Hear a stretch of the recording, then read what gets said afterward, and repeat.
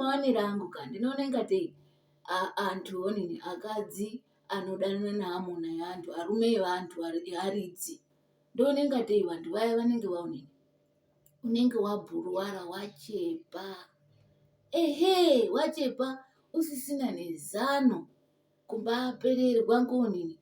kupererwa kwemene onini mundaramo mulife kuti inini hangu zvionini zverudo zvapata handichaonini, inini hangu pachangu zvatoramba handichina nezano kuti ndichade kuzotogarisika here kana kuti, ngekuti hazviiti kuti muntu wakakwana emene unenge achadawo kuzosetila, kugarisikawo nemuntu wakwe, mwamuna wakwe, wokuzochembedzana naye, ungambati koo nemwamuna womuntu, ehe, wamuridzi murume, handioni kuti zvingabuda ini. Hazviiti ngekuti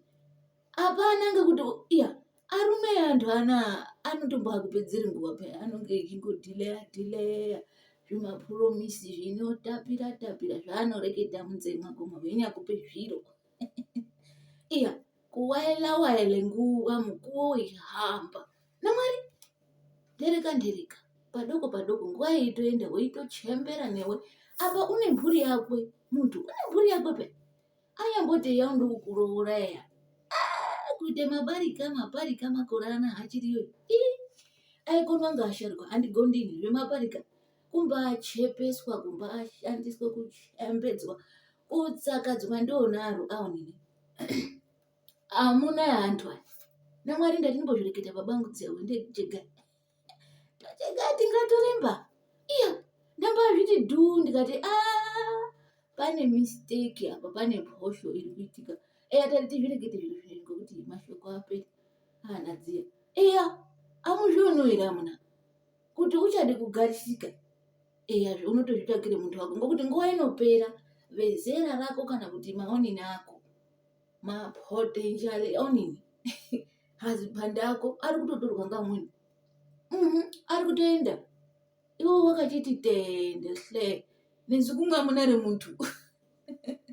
zikumwe hamuna remuntu, zikuburume remuntu. Imwe chiini chakadaro, igumo renyu akiti, chiini ichocho hamuna